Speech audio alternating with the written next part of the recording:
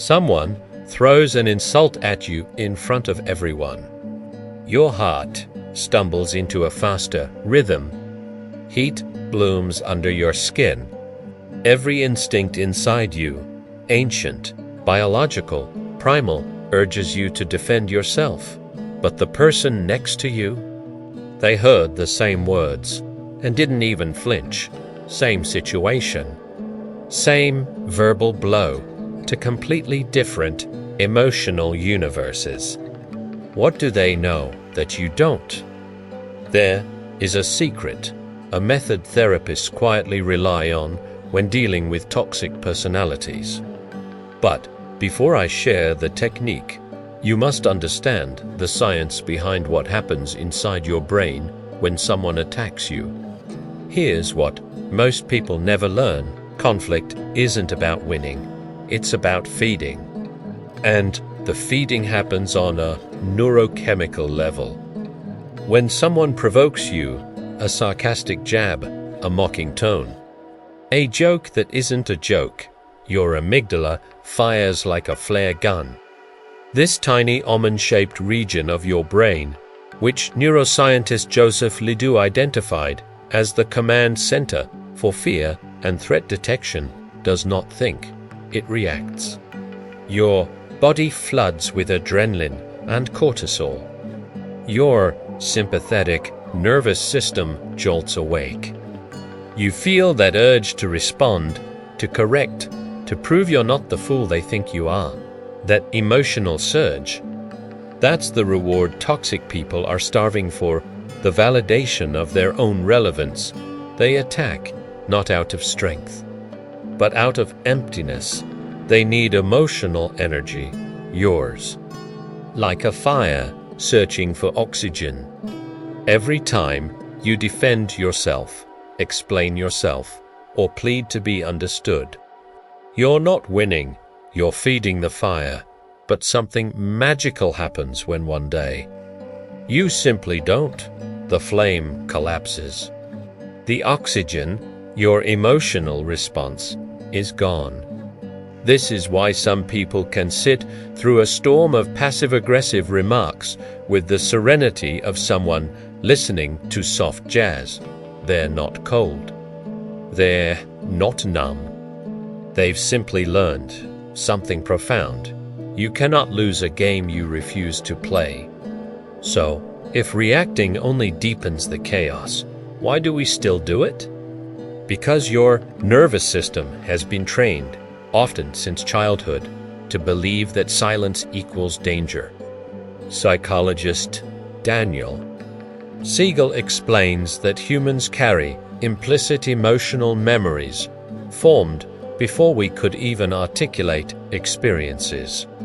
If you grew up around criticism, unpredictability, or emotional volatility, your brain learned that the safest response is immediate justification or defense.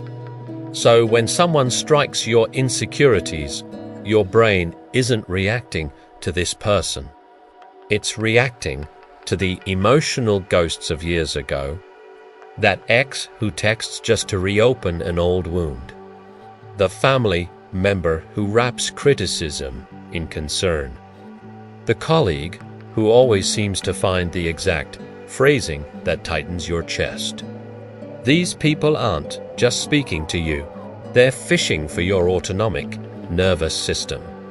They're searching for the button that makes you spark. And too often, we hand them the map because we don't recognize it's happening. So, if reacting drains you and arguing fuels them, what's the alternative? You become strategically uninteresting. This doesn't mean closing your heart or disconnecting from your emotions. True emotional regulation is not about suppression. Neuroscience shows that repressing feelings actually intensifies them. It means choosing your emotional investments with deliberate tenderness.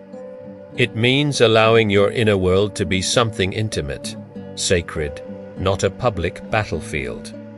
Picture this: they throw an insult, they expect fire. but all they get is calm, gentle neutrality. A quiet "I hear you," a soft "okay," nothing more. You offer no spike of adrenaline for them to feed on, no emotional spark to ignite their drama. Like the ocean meeting a stone, their chaos dissolves at your surface. This is not weakness. This is elegance. This is mastery. Because once your nervous system learns that not every emotional tug deserves a reaction, you become someone they cannot play. The technique therapists teach for dealing with narcissists, manipulators, and emotional predators is simple. Become the gray rock.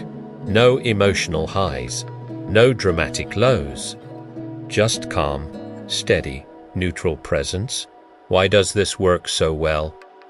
Because the human brain is wired to seek stimulation, especially the disordered brain. Without an emotional payoff, the toxic person's dopamine cycle collapses. Their attempts at control lose their reward. For example, they say, "Why are you always like this?" You respond, "I'm not sure." They push, "Nothing to say." You say, "Not really." They try again, "You're ignoring me."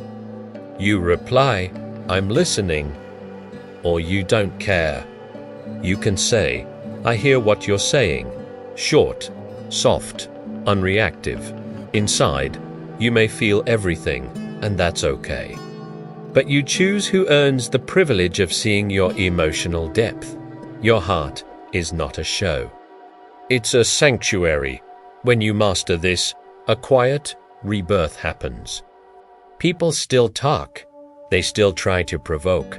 But your body no longer leaps into survival mode. Your breath stays slow. Your pulse stays steady. Your inner world remains yours, untouched. This is the ventral vagal state, described by Stephen Porges in polyvagal theory, a physiological mode where your nervous system feels safe enough to stay grounded. The coworker who used to ruin your day. Now they're nothing more than static.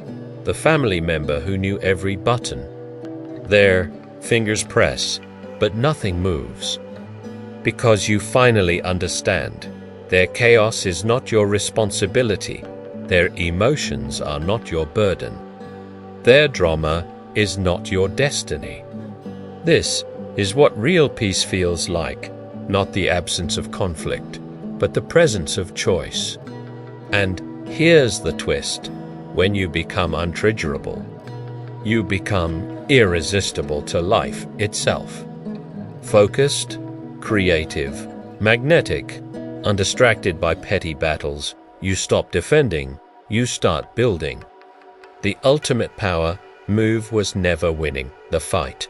It was refusing to fight at all. You become the gray rock, calm, beautiful in your steadiness, impossible to shake. And the moment you stop feeding the chaos starves. Next time someone tries to pull you into their storm, remember, your peace is not a gift they get to take. It is a love letter you write to yourself every time you choose not to react. Thanks for watching.